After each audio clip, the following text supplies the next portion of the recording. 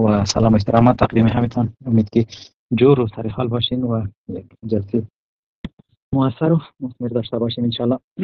با شما آهسته آهسته به ختم سمستر اولم نزدیک میشیم و کوشش میکنیم موضوعات مهمی که درباره معرفی یا اینترودکشن پروژکت منیجمنت لازم بود که ما شما به جلسه باقیمانده او را کاور کنیم و بعد از او باز آهسته آهسته ما شما با امتحانای سمستر اول میرسیم و انشالله عمر باقی بود و نصیب و قسمت بود. بعد از این باز سمستر دوم شروع میکنیم که یک اندازه ما شما باز عمیق‌تر و عملی‌تر روی فرآیند پروژکت لایف سایکل و موضوعاتی که مربوط به مدیریت پروژه میشه ما شما خواهیم پرداخت.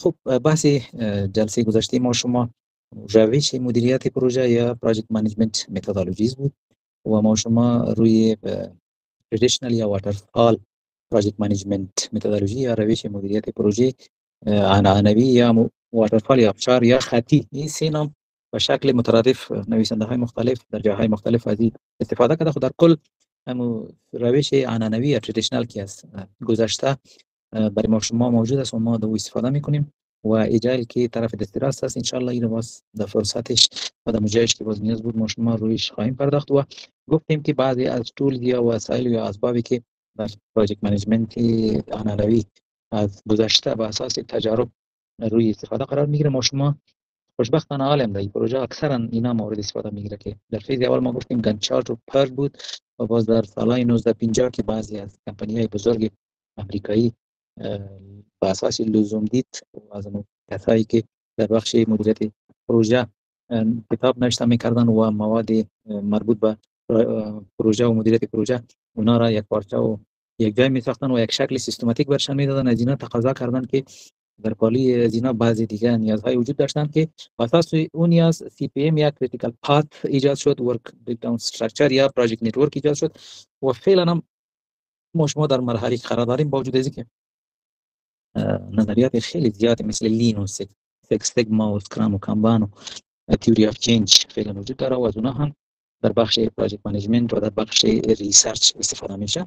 حالا هم از اون کامپوننت یا اجزایی که در پروژکت منیجمنت عنعنوی است چندین سال چندین دهه به ایسو است فعلا هم مورد انجام و اجرا قرار میگیرن. ما شما ایران سرش بحث کردیم که چرا اینقدر پروژکت منیجمنت متد یا روش‌های پروژکت منیجمنت وجود داره. جوابش قسمی بود که تمام پروژه یکسان نبودن و همچنان ما روی این موضوع بحث کردیم که خود روش پروژکت منیجمنت به دو بخش یا دو شاخه‌های عمومی و عمده تقسیم کردیم که ایتریتیو و لینیر برش میگیم یا ترادیشنال و اجایل برش میگیم یا مثلا ترادیشنال و مدرن برش میگیم. باز ما روی در بین این دو شاخه‌ها روی ترادیشنال یا واترفال ما بحث داشتیم، تا یک حد معرفیش داشتیم و فهمیدیم که برای چی نوع پروژه این متد استفاده میشه و در سالهای 1950 بر اساس این نیاز بعض شرکت‌های بزرگ کدام تغییرات وجود شد به میان آمد. باز در ترادیشنال منیجمنت یا در لینیر یا واترفال ما گفتیم این برای پروژه سازگار و مناسب است که شروع و ختم پروژه مشخص باشه و محصول یا این نتیجه که ما می‌خواهیم، نتیجه که برای ما مطلوب است، او را ما می‌تونیم که پیش از پیش مشخص بسازیم، پیش از پیش او را پیش بینی کنیم و اسکوپ یا مشخصاتش نهایی بسازیم. یعنی در پروژه‌ای که باز ما خیلی زیاد تغییرات نی توقع داریم و نی زیاد تغییرات شاید وجود بگیره. مثلا اگر یک خانه ساخته میشه احتمالات زیاد میره که دیزاین نقشه خود ابعادی که مربوط دکوریشن داخلی خانه میشه و چیزی که مربوط بیرونیش میشه تمام نیازمندی هایی که یک فامیل ضرورت داره او شاید از 90 به بالا به اساس فیصدی شاید مشخص شود و احتمال بسیار کم وجود داره که در جریان کار تو تغییرات بسیار بزرگ واقع شود که حتی در اسکوپ و در دیزاین نقشه در دیزاین خانه تغییرات بیاره. و در پالویش اگر ما یک پروژه دیتابیس در نظر میگیریم، در پروژه یک سافت ویر در نظر میگیریم که ما مثلا در کل میفهمیم که ما یک دیتابیس میخواهیم مگر به جزئیات و مشخصاتش شاید 100% از پیش ما کل کارا را پیش بینی کردن نتونیم. مثلا یک دیتابیس میخوایم که در او پروسه های مختلف است، یک کار از مراحل مختلف میگذره، جمع آوری معلومات و باز معلومات در خود سیستم جابجا کردن، مثلا کدام رقم اسناد. احتمال ازی است که وقتی که دیتابیس اگر تکمیل شود و ما او را فعال میسازیم شاید ما متوجه شویم که بعضی مراحل ما بیخی نادیده گرفتیم، مثل شده است پیش ما، هیچ در نظر نگرفتیم و بعضی مراحل طوری که لازم است و تو با یکی دیگه ارتباط ندارن. مثلا یک نفر از یک بخش نمیتونه که با دیگه بخش اکسس داشته باشه، دسترسی داشته باشه. باز بعد از او شاید بسیار نظریاتی مثلا جمع شود و هر کس هم مشکلات خود و فرمایشات خود شاید لیست کنه و بعد از او باز هم کسی که دیتابیس ساخته، سافت ساخته، باز بشینه و کل تغییرات در او جابجا کنه که بسیار هم از لحاظ وقت، از لحاظ هزینه مشکل و یک چیزی است که شاید خیلی قیمت تمام شه. و به خاطر با پروژه اول که ما مثال خانه را گفتم، ما میتونیم که از واترفال استفاده کنیم و اگر ما این پروژه دیتابیس که ما مثال دادم اگر این واترفال استفاده میکنیم، شاید از لحاظ وقت و از لحاظ منابع و مخصوصا پول ما شاید زیاد زیان و ضرر کنیم، به خاطری که ما امرای کسی که تفاهم مثلا به تفاهم میرسیم، کل فرمایشات خود در اول ما مثلا برش مشخص میسازیم. باز اگر در آینده و کل مشخصات در او جابجا شده باشه و باز هم دیتابیس نیازمندی ما را برآورده نسازد، ما اگر کدام تغییرات تجوید میکنیم، باز هم جانب مقابل شاید بگه که نه دیگه شما باید برای ما دیگه پرداخت کنید. به مو خاطر به می به علت ای سلسله مشکلات به وجه واترفال آل مردم از ایجایل یا از همون متد ایتریتیو استفاده میکنن که نمیمانه که خود وب سایت یک دفعه مکمل تکمیل شود و بعد از او باز برای چک و تست داده شود. نه خیر، مرحله اولیش که مثلا یک او را به فضای کوچک تقسیم میکنه و هر فیزش که تکمیل میشه باز از همون منبع و از همون نهاد استفاده کننده مثلا یک نظر خواسته میشه که شما رو چک کنین آیا برای مطابق مایل شما است. یعنی باز به او اساس اگر زیاد تغییر هم داشته باشه، چون فکر کنین که یک پروژه به 10 فیز تقسیم شده باشه، در یک فیز تغییرات هم ایجاد میشه، فکر کنید 10% تغییرات ایجاد میشه که تدبیر کردن او قدر کار سخت و پر هزینه نیست، میشه که بسانی کار انجام بگیره. به خاطر اینجا واترفال و اجایل یک کمی تفکیک میشه و با اساس دو مثال خدا کنه که بر شما واضح شده باشه که چرا در کدام نوع پروژه از لینیر یا ترادیشنال استفاده میشه و چرا از اجایل. خب بحث ما آل صرف مشخصا ترادیشنال یا واترفال است، به خاطر در طرف اجایل آل ما شما نمیریم و در روی زو بحث فی الحال نداریم، باز وقتش روی زوم بحث کردیم. حالا ما شما در ترادیشنال یا لینیر که این بخشا را در لکچر گذشته ما شما کاور کرده بودیم. حالا ما شما میپردازیم روی اپلیکیبیلیتی یا مقابل تطبیق در کدام اسنا در کدام حالات ما از واترفال استفاده میکنیم. یعنی هم یکی از ابزار و طول است. ما در منیجمنت یک اصطلاح داریم که ما باید در هر جایش از همون طول یا ابزار مناسبش استفاده کنیم. شاید در دسترس ما از ابزار و امکانات زیاد در دسترس ما قرار باشه، لازم نیست ما از کلش استفاده کنیم. نه خیر، ما چیزی که موثر تمام میشه و مرتبط است با که کار، ما از ابزار و از وسیله استفاده میکنیم. The applicability ما گفتیم که this approach would work well for projects like building a house. این مثال ما شما کار کرده بودیم و در این نکات اونلیش کی بود، یکیشی بود که ما یک هدف یا گول مشخص داشته می باشیم. همون نقشه خانه که ساخته شد، در نقشه ما هر نوع فرمایشاتی که داشتیم که در چقدر اتاق باشه، سالونش با کدام مشخصات باشه و دیگه امکانات آشپزخانه و رست روم و تشناب و ایگپا و کلش ما پیش از پیش در نظر میگیریم و مهندس یا انجینیری که است برای ما نقشه را میسازه. ما بازم در وقت نقشه بازم حق داریم که مثلا بعضی چیزا در طریق مایل ما نباشه، بازم تغییرات میاریم بهش. خب وقتی که نقشه نهایی شد باز از اون ما که یک قراردادی یا یک اداره یا یک شرکت تفاهم نامه امضا میکنیم و با تمام مشخصات به تفاهم میرسیم و اسناد امضا میشه. باز از اون گول یا هدف از یا مساختن خانه مشخص میشه و یک تغییر بزرگ دیگه باز از دو جانبی توقع را نداره که یک تغییر بزرگ در او ایجاد شود.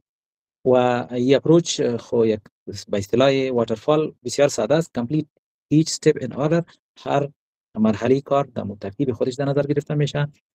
مشخصی دومی چیز که ما با پلان چسبیده هستیم یا مطابق پلان پیش میریم، از پلان ما انحراف نمی کنیم و اگر چون پروژه را ما نمیتونیم که 100% پیش از پیش بین باشیم پلان کنیم، تغییرات خرد و کوچک است که بعضش در محوطه قرارداد تشریح شده و واضح شده، در شرایط قرارداد واضح شده.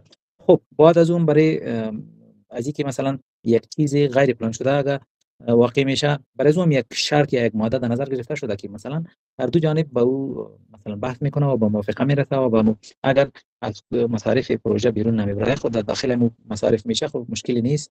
مثلا یک چیز را به چیز دیگه تغییر میدیم مشکل نیست، مگر اگر هزینه یا مصارف اضافه میاد او هم واضح میشه که باز مثلا کسی که دونر صاحب خانه صاحب پروژه سو باز تا کدام حد مصارف در نظر متحمل میشه و قراردادی در کدام شرایط مثلا تغییرات میپذیره.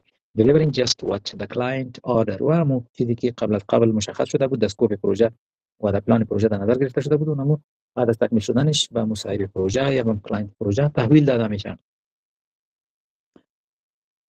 At first, waterfall was used in the physical engineering discipline like manufacturing, construction. خب خود پروژکت منیجمنت در قرن 19 و 20 که قرن انقلاب صنعتی بود، انجینیری و ماشینری و تولید ماشینای بزرگ بود، معمولا در اونها استفاده میشد. باز که سافت‌ویر آمد، سافت‌ویر و کامپیوتر در مارکت برآمد و ادارات قابلیت دیر پیدا کردن که از کامپیوتر استفاده کنن. باز همین واترفال با کمک از همون سافت‌ویر در قالب یا چارچوب پروژکت منیجمنت در ادارات جایگزین شد و فی الحال هم در اکثر پروژه انجینیری از این استفاده میشه و حتی ما شما میتونیم که سافت‌ویرهای مختلف، اپلیکیشن های مختلف برای ما شما پیدا کنیم، سرچ کنیم، مشاهده ای باشیم که در این بخش هم خیلی کار میشه و خیلی فعلا هم مورد استفاده قرار میگیره. The phases of waterfall project life cycle follows the same standard of project life cycle. خود واترفال با مو project life cycle که از اینیشیشن شروع میشه و با کلوزینگ تمام میشه، واترفال در اونمو ترتیب کردن و خود مراحل پروژه که با فیزای بخشای خود تقسیم میشه، عین مثل فیزای هم بخشای لایف سایکل از بالا شروع میشه و یک مرحله که تکمیل میشه، مثلا اینیشیشن تکمیل میشه، بعد از اون پلنینگ شروع میشه. وقتی که پلنینگ تکمیل میشه اکزیکیوشن شروع میشه. به این شکل در واترفال ما پروژه رو به فیزای کوچک تقسیم میکنیم و در چارت ان شاء الله ما شما نمونه‌اش خواهیم دید که چطور یک پروژه در فیزای مختلف تقسیم میشه و باز چطور مراحل نظر به مو وابستگیش و تقدمش که کدام مرحله با کدام یکیش اولویت داره و کدام یکیش باید مثلا مقام دوم قرار بگیره. ما تمام مراحل پروژه را به مو ترتیب منظم میسازیم و طرف تطبیق و تکمیلیش میدیم.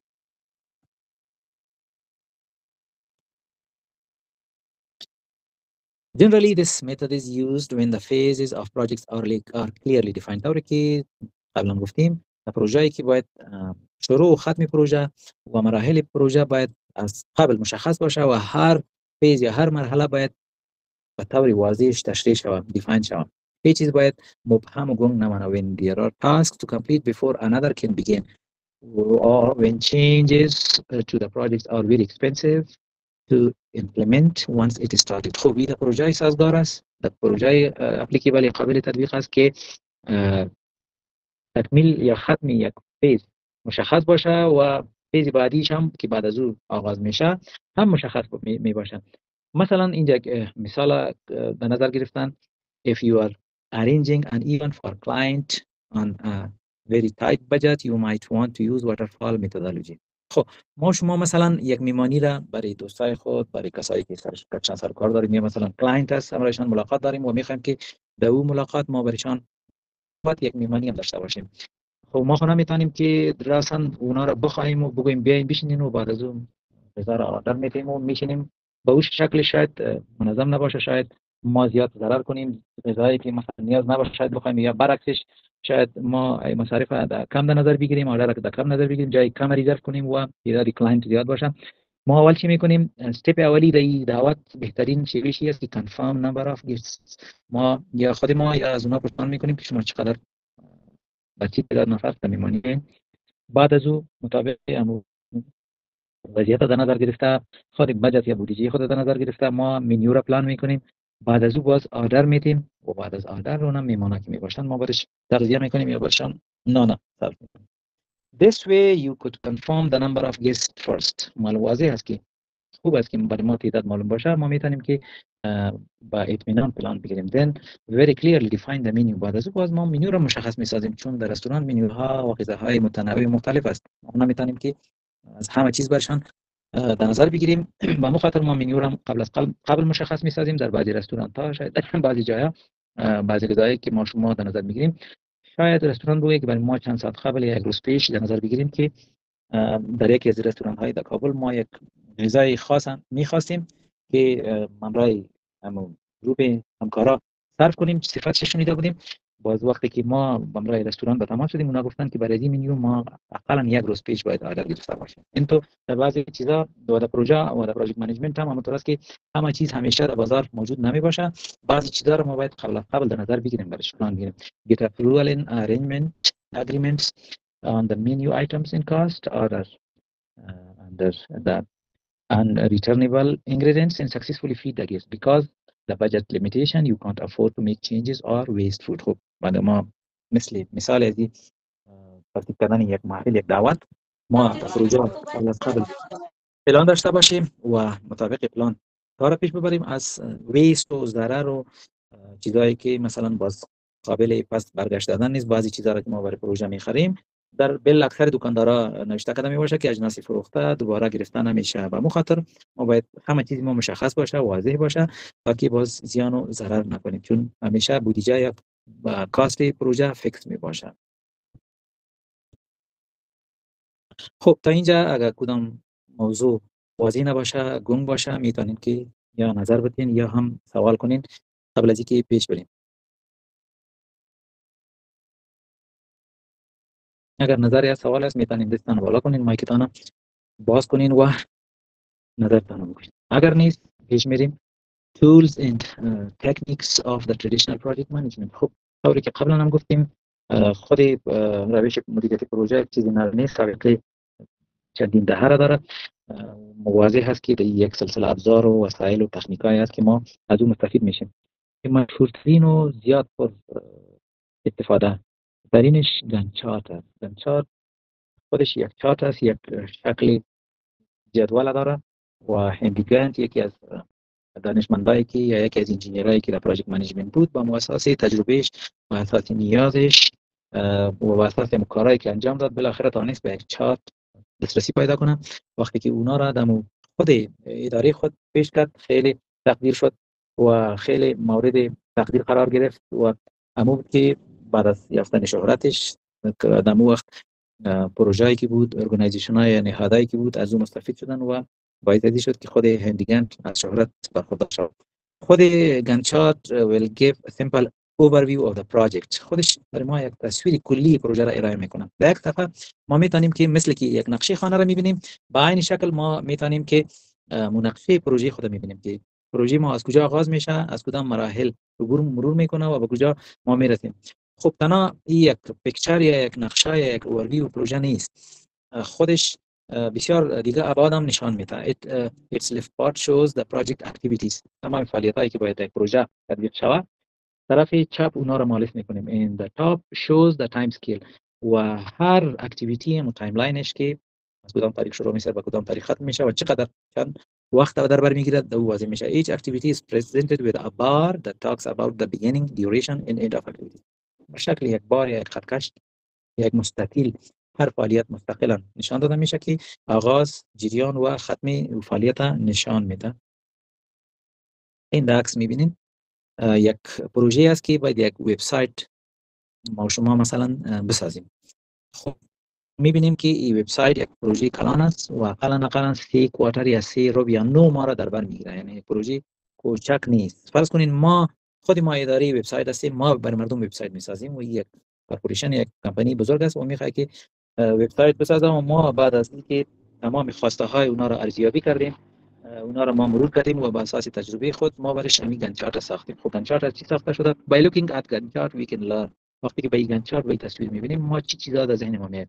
what the project tasks are. میبینیم که از پلنینگ شروع میشه، بعد از او مثلا وایر فریمینگ، مثلا ارتباطات ما در نظر میگیریم که به وبسایت کدام چیزا به یکی دیگه ارتباط داشته باشه، مثلا کدام جزئیاتی از این پروژه است که اونا رو کلش ما در نظر میگیریم و یک شکلی که تمام لاینای یک بخش به یکی دیگه باید ارتباطات داشته باشه. به این شکل ما هم در این وایر فریمینگ میکنیم. بعد از وایر فریمینگ مثلا دیزاین پروسس که خود دیزاینش در نظر میگیریم که از کدام رنگ‌ها استفاده شود، خط به کدام فونت باشه، به کدام دیزاین به کدام استایل استفاده شود. فرانت این دیولپمنت یک چیزی که بیرون معلوم میشه، مثلا اگر کسی برش لاگین میشه برای یوزرها کدام منیوها در نظر گرفته شود. اگر یک کسی میخواد در اینجا کدام فرمی آنلاین خانه پوری میکنه به چه شکل به کجا کلیک میکنه، در کدام جاب به کدام امکانات برش یک فرما واز میشه. این فرانت اند شد. بک اند دیولپمنت، اینا این کل چیزا روی یا در سطحی که ما شما می‌بینیم این در پروگرامینگ داره. کسایی که در بخش پروگرامینگ میفهمن بازو کلش کدینگ و بعضی سیستم‌ها و تکنیک‌هایی است که افراد تکنیکی رو میفهمن و بالاخره تمام 4 یا 5 مرحله قبلی که تکمیل شد. بعد خب در بخش گانت چارت بودیم و گفتیم که گانت چارت تنها یک پیکچر یا یک اوورویو یا یک نقشه پروژه ما نیست، بلکه این فعالیتایی که باید انجام شود کلش مشخص میشه، ارتباط پروژه هم مشخص میشه. اگر شما در تصویر دقیق متوجه شوین، خود پروسس یا اکتیویتیز طرف دست چپ از 1 تا 6 لیست شده که از پلنینگ شروع شده تا دیولپمنت. اینا هم معلوم میشه که پلنینگ از ماه جنوری باید تا قدر وقتی پلنینگ تکمیل شه، مثلا از فوریه باید این تجاوز نکنه. و بعد از اینکه پلنینگ تکمیل میشه، دو فعالیت وایر فریمینگ و دیزاین پروسس عین زمان شروع میشه. به این معنی که در وایر فریمینگ کسایی که مسئول هستند، تیمش که این مسئولیت کارا را به عهده داره، اونا باید کارهای خود شروع کنن و در عین زمان کسایی که مسئول بخش دیزاین هستند اونا هم باید شروع کنن. تو باید کدام دلیل نداشته باشن که فعالیت اینا به تعویق بیفته، چون باز تاثیر میکنه به تعویق افتیدن خود کل مزمان پروژه که ما با کلاینت یا با مصاحب پروژه وعده دادیم، امرایشان تفاهم کردیم. این جگه دقیق شوین یک فعالیت است که فرانت اند دیولپمنت ای باید مای جولای شروع شود، مگر یک فعالیت دیگه است که در وسط مای بعد از اینکه دیزاین پروسس شروع میشه او فعالیت باید اول شروع شود که او است بک اند دیولپمنت. کسایی که در پروگرامینگ هستن و در پشت صحنه، یعنی چیزی که در روی صفحه نمایان و مشخص نمیشه، اونا باید کار خود شروع کنن و کار او باید کنیم ما باید پیش بره که بعد از او باز فعالیت چهارم که فرانت اند دیولپمنت است اونا فعالیت شروع کنن. قبل از اینکه باز فرانت اند در وسط اکتبر تکمیل شود، فعالیت پنجم بک اند دیولپمنت ما یک تکمیل میشه.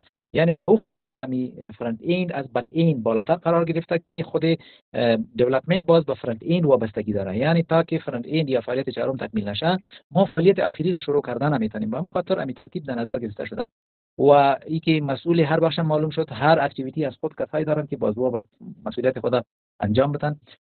ما میبینیم که چطور یک فعالیت با فعالیت دیگه وابستگی داره. The start and finish date of the project is also specified و این خودش باعث ازی میشه که ما بفهمیم که یک پروژه به کدام تاریخ احتمال زیاد شد که آغاز شود و به تکمیل برسد.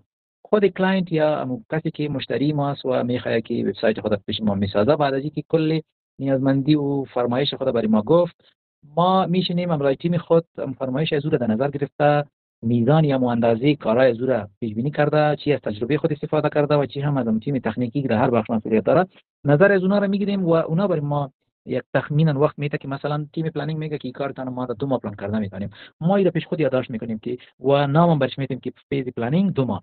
بعد از اون باز تیم وایر فریمینگ برای ما میگه که کم از کم برای پروژه ما از 1 الی 2 ماه داریم. باز برش میگیم خینال دمی وقت دقیق تر شو 1 ماه الی 2 ماه را برای ما دقیق تر بساز. باز میگه خیر امیر احتیاطا ما کنیم ما در نظر میگیریم. ما میگیم که یعنی وایر فریمینگ با پلنینگ ارتباط داره و دیگه کارا با وایر فریمینگ ارتباط داره. وایر فریمینگ ده مرحله دوم قرار میگیریم، برای نه 1 ماه در نظر میگیریم نه 2 ماه، 1.5 ماه در نظر میگیریم.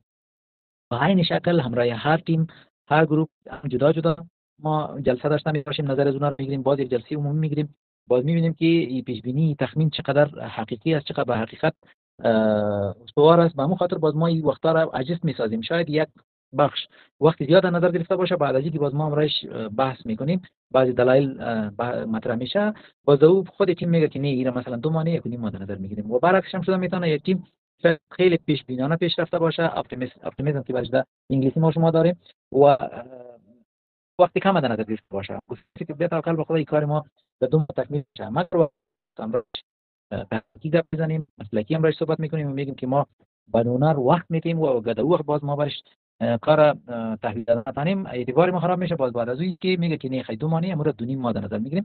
با این شکل ای خود گانت چارت اجست میشه، این تغییرات میایه و کل بعد از اینکه این نهایی میشه باز ما برای کلاینت میگیم که مثلا این ماه جنوری است و مثلا در هر کوارتر ما 4 ماه را در نظر میگیریم، برش میگیم 12 ماه بعد تحویل میدیم. اگر 3 نظر میگیریم برش میگیم یعنی در این چارت یعنی مفهوم و زیاد را برای انجام میتیم و بسیار زیاد کار میگیریم. این خودش یک وسیله طول کانفرنس است که در پلنینگ تشکیل میشه و باز ما تا ختم پروژه از این مثل یک نقشه استفاده میکنیم و میریم طرف ختم پروژه. در گانت چارت ما ایرا میفهمیم که خود روابط هر فعالیت با دیگه رابطه به چی سان است.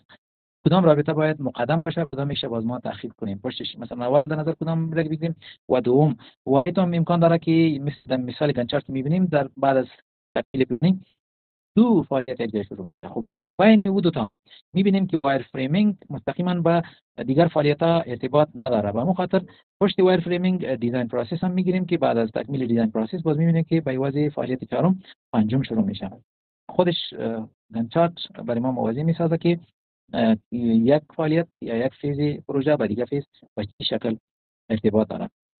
فواید گنچارت چیست؟ اگر ما از گنچارت در پروژه خود استفاده میکنیم از کدام مزایا و از کدام امکانات ما مستفید میشیم؟ یکی چیز که it lets you organize thoughts.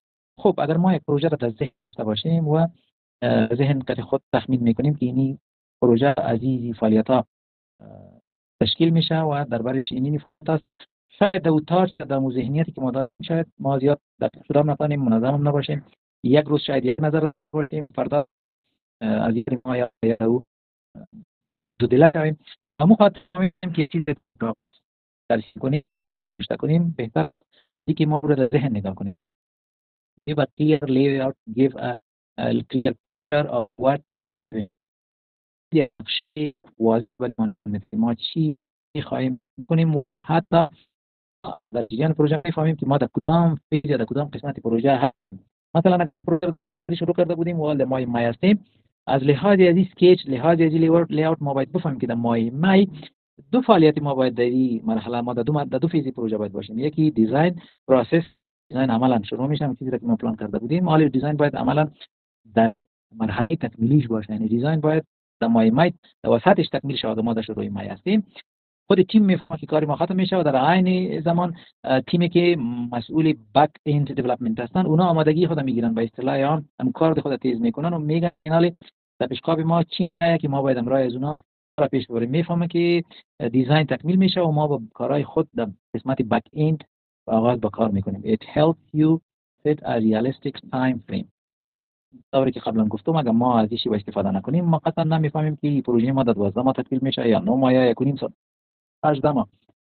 خوب اگر ما اپتیمیستیک یا خوشبین باشیم به یک نفر میگیم که بیا توکل به خدا این پروژه ما در 1 سال تکمیل میکنیم، و اگر پسیمیستیک باشیم برش میگیم که نه این پروژه کارش زیاد است، خود زیاد اهمیت میتونه این پروژه تو رو در 2 سال تکمیل میکنیم. اینالی برای کلاینت اگر کمپانی به این شکل معلومات بده خود کلاینت هم ایان میمونه که هیچ رقم کار است. یک کمپانی میگه که پروژه تا در 1 سال تکمیل میکنم و کمپانی بی میگه که در 2 سال تکمیل میکنم. اینالی ما گپی کدام که قبول کنیم. اما خاطر اگر هی اسکیچ ما بسازیم اگر تا برای کلاینت نشان هم ندیم در خود تیم باشه، خود تیم هم کانفیدنس و اعتماد به دست میاره، در پالیش مسئولیت هم مشخص میشه، هر کس مسئولیت خودم میبینه. it is highly visible. یعنی چیزی است که باز تیم دیولپمنت در آخر گفتن نمیتونه که ما خبر نبودم. اگر در شروع پلنینگ ما اینی گنچارت که تمام از دیپارتمنت ها ما تقسیم کنیم و برشان بگیم که اینی کارهایتان است و این خود فیزای پروژه است، کارهای پروژه است، اکتیویتی های پروژه است که باید تکمیل شود. باز آخر روز یا داخل پروژه خب باز یک تیم نمیتونه گفته که ما خبر نبودم. یا مثلا این گنچارت ما یک بورد در مدالیز یا در اتاقایی که تیم است در اونجا ما در سایز بزرگ A0 یا A1 پرینت کنیم و اونا هر روز اینجا ببینن، خب واضح است که میفهمن و ویزیبیلیتی هم چیزی که معلوم میشه نمایان میشه. بعد از او هر کس از مسئولیت خود منکر شده میتونه و هم از مسئولیت خود فرار کرده میتونه و کارها بسیار واضحا برای هر تیم معلوم میشه. در پالوی نکات مثبت جنبه مثبتش طبیعی است که مانند سایر بخشای علمی یک بخش محدودیت خود هم دارن. بعضی چیزا باز در گنچارت نمیشه که تمام پروژه رو ما در قالب گنچارت قرار بدیم. مثلا if you are working on a project with hundreds of tasks، به مثال خب ما یک پروژه رو با 6 فعالیت تقسیم کردیم، اگر 10 باشه تا 20 باشه میشه که یک ورق A4 A3 یا A1 مثلا پرینت شود و خوب معلوم شود. خب اگر این به صدها باشه then chart might become too complex to make you feel overwhelmed. بیخی گیج کننده میشه. اگر ما صدها فعالیت به این شکل روی چارت ترسیم کنیم و او را چاپ کنیم شاید به وضاحت کلیریتی برعکس ابهام به میان بیاره. For example, as things change you need to update the chart. اگر در پروژه تغییرات قرار واقع میشه، اگر ما تو یک 6 یا 10 فعالیت داشته باشیم خب آسانی گنچارت خود پس adjust و IR میسازیم. اگر او به صدها باشه در دیگه باز IR ساختن و اگر مثلا بعضی فعالیت‌ها افزود میشه، بعضی فعالیت‌ها از پیشش کاسته میشه و کم میشه، خود یک گنچارت چند صد فعالیت را، پس ارتباط برقرار کردن و وابستگی یک فعالیت یک تکمیل میشه و دیگه آغاز میشه، شاید یک کار یا یک بخش بسیار ضایع کننده وقت باشه و حتی مغلق و پیچیده هم باشه. در ترادیشنال پروژکت منیجمنت طول دومی که زیاد مشهور است و زیاد مورد استفاده قرار میگیره و ورک بریک داون استراکچر یا WBS است. که خود می ورک بریک داون استراکچر یک مرحله از گانت چارت هم قبل قرار میگیره. مثلا ما 6 فعالیتی را که در ساختن وبسایت در نظر گرفته بودیم و خودش در نتیجه خرد کردن یا تقسیم کردن فعالیت های پروژه بود که WBS بهش گفته میشه. ما چطور یک پروژه را به بخش ها یا فعالیت های کوچک تقسیم میکنیم که تا با آسانی او را پلان و تنظیم کرده بتانیم. It is a technique in which a project may be divided by levels into separate groups for performing cost planning in control purpose. خاطر اینکه ما او پروژه را از لحاظ کاست و خود نظارت و ارزیابیش ما به بخش‌های کوچک تقسیم میکنیم. The WBS is a tool for defining the hierarchical breakdown of projects required to deliver the products of a project. ما متصل در نظر میگیریم، هایرارکیش در نظر میگیریم و یکی کدام کارا باز مربوط یک فیز میشه او را ما در یک فیز قرار میدیم تا که ما بتانیم که هم منابع از او فیز در نظر بگیریم، هم افراد و یا بخشایی که مسئول انجام دادن او فیز است اونا هم مشخص شود و حتی در وقتی که باز ما در تطبیق و کارهای عملی پروژه میرسیم ما باز میتونیم که با آسانی پروژه خود نظارت، ارزیابی و کنترل کرده بتانیم. Major categories are break down into smaller components.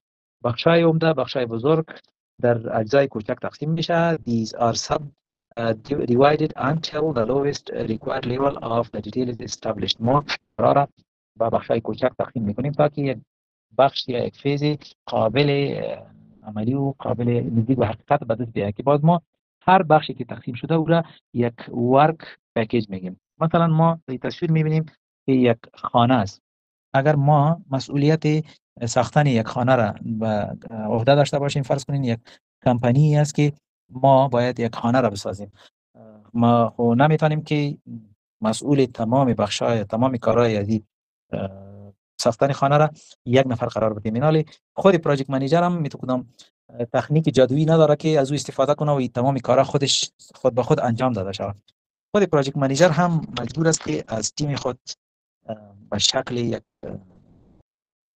گروپ کار بگیره، از نظریات اونا استفاده کنه و بشینن این کارا را به فیزای مختلف تقسیم کنه. مثلا ساختن از خانه را شاید مثلا بگوییم که با 4 فیز یا 4 بخش عمده تقسیم شود که اول پلنینگ گرفته شود، باز هر بخش عمده باز به بخشای پایینتر و کوچکتر تقسیم میشه. مثلا در فیز پلنینگ چی باید شود؟ کنستراکشن داکومنتس که در او داکومنتس خود نقشه است که خانه ساخته میشه، در او سکوپ باید ساخته شود، در او دیتیل دراوینگز باشه، در پالویش مثلا بودجه برش ساخته شود، برای منابعش که چی چیزا در کدام بخش مورد استفاده قرار میگیره از او استفاده میشه. همین شکل در بخش اکزیکیوشن هم بیایم، باز بخش اکزیکیوشن با 3 بخش فرعی دیگه تقسیم شده که باز هر بخش فرعی دیگه فعالیت‌های کوچک خود را داره. هر بخش کوچکش هم در پروژکت منیجمنت ورک پکیج میگن که اینا در متسلسل کار در نظر گرفته شده، برای اینا ورک بریک داون استراکچر ساخته میشه.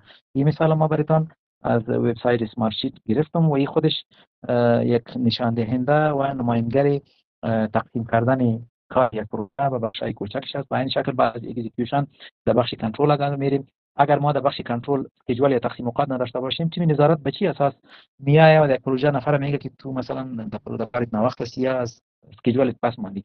به خاطر اینکه ما این کار کرده بتانیم در فیز پلنینگ برای این ما اسکیجول ساخته بودیم. این شکل بجت این شکل اگر کوالیتی کنترل میشه، یک انجینیر کوالیتی رو چک میکنه، اگر معیار از قبل مشخص نشده باشه خب با چی اساس کنترل میشه؟ و این شکل یک پروژه اگر کلوز میشه، تفتیش میشه و اسنادش داکومنت میشه و یا مکتوب تسلیمی از پیش گرفته میشه، این کلش فیز و قدم به قدم کلش تقسیم شده، هر کس مسئولیتش معلوم است و با اساس مسئولیت و با اساس ورک بریک داون استراکچر که در شروع پروژه در آغاز پروژه در نظر گرفته بود، مطابق از او هر فعالیت هر کار به مشکلش انجام داده میشه. پارت زیاد در پروژکت منیجمنت خصوصا در ترادیشنال پروژکت منیجمنت قبلا زیاد بود، ولی خب سافتویر دیولپ شد، کامپیوتر به میان آمد. خب در سالهای 1950 و 1960 وقتی که کامپیوتر نبود خب زیادتر از نتورک دیاگرام استفاده میشد و از پروگرام evaluation and review تکنیک استفاده میشد. It is also a graphical presentation of a timeline that displays all the tasks which are required for a project completion. در عموما این خودش رو گنت چارت یک مفهوم ارائه میکنه. خب در بعضی موارد این به اساس از نیازی که ساخته شده بود، به اساس از نیچر پروژکت دیم ما تاسکا را با از این تکنیک ورک بریک داون استراکچر که به فیزای مختلف تقسیم کردیم و فیزا را باز به اساس یک دوسیه یا به اساس ABC هایرارکی یا اولویت و دومیت یایش تعیین میکنیم.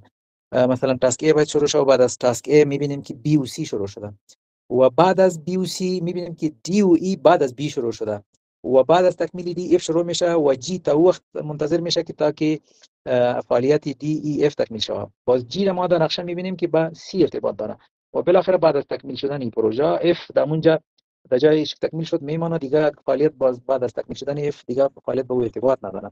خود جی باز در این تصویر میبینیم که با تکمیل شدن C و E ارتباط داره، یعنی C و E هر دوش با تکمیل شوه بعد از او جی تکمیل شوه و ایست که تاسک H هم پروژه کلوزینگ یا کمپلیشن پروژه.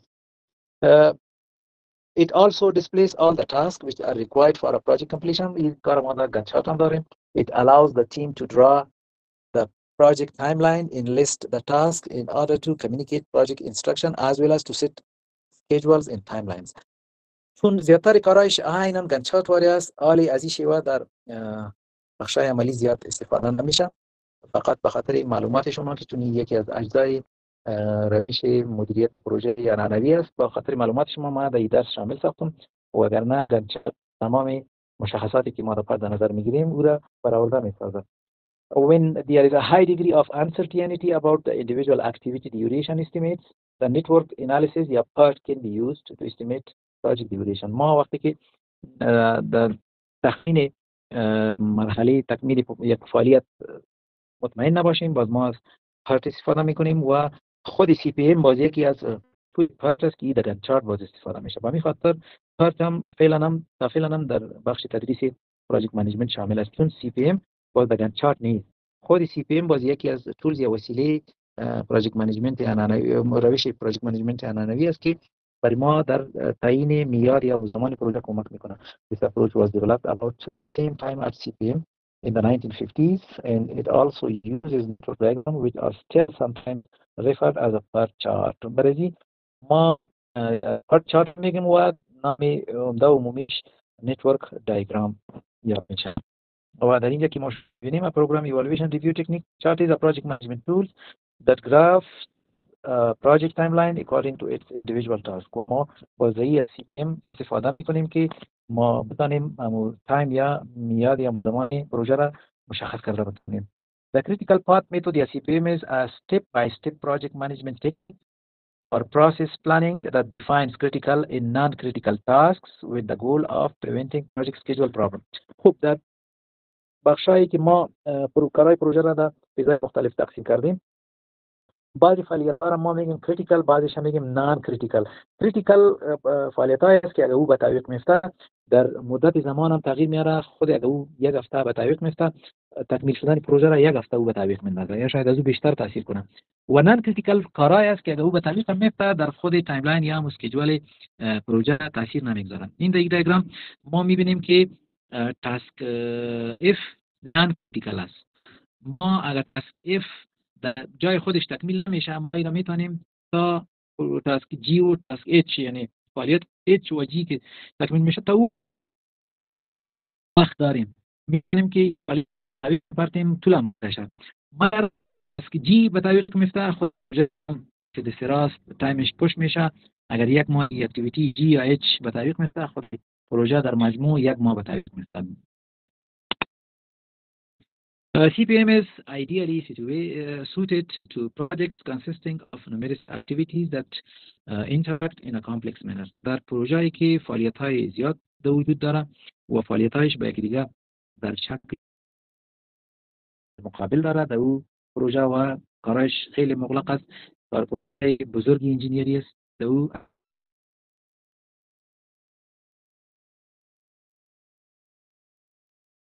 و دوال develop خب در پروژه منیجمنت این نظریه وجود داشته بعضی کارها است که او تکمیل نشده باشد ما دیگه فعالیت بعدی را شروع کردن نمی‌تونیم مثل مثالای قبلی منزل اول تکمیل شده باشه ما منزل رو شروع کردن نمی‌تونیم یا مثلا اگر کاری انجام نشده باشه ما خشتاری رو روی شروع کردن نمی‌تونیم با این شکل به خاطر حل این مشکل باز خود TPM critical path method ایجاد شده یعنی you align the dependent task together from start to finish you plot out your critical path وقتی که ما شما تمام فعالیت‌های خود در نتورک دیاگرام جای به جای می‌کنیم و تگیش مشخص میشه بعد از او باز اون critical path ما به دست میاریم و در critical path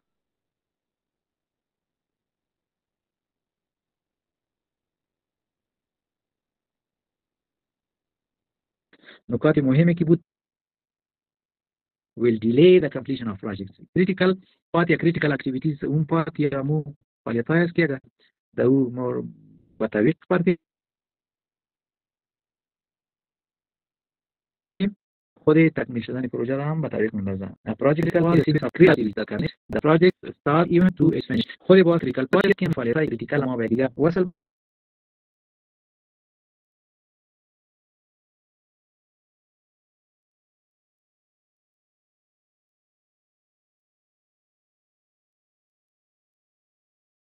any delay would delay the projects. متویل ترین پات یا مراحلی که در پروژه ما اون امور تکوات میگه و در او تأخیر به میان میاد پروژه به تأخیر میفته. خب فوایدش و دیگه جزئیاتش انشالله اگر بعدی ما شما وقت باز روی بحث خواهیم کرد و در عین زمان کوشش میکنیم که یک فرصت به یک بخش کار عملی داشته باشیم تا یک پروژه را ما چطور با فیضا تقسیم میکنیم و درش باز ما چطور پات و ارتباطات قایم میکنیم و کریتیکال پات چطور در او محاسبه میکنیم چون حالی وقتی لکچر ما سر رسیده و نتیجه امشب در اینجا و اتمام برسانیم کدام نظر کدام سوالی باشه در درسیدن ما وقت داده میکنیم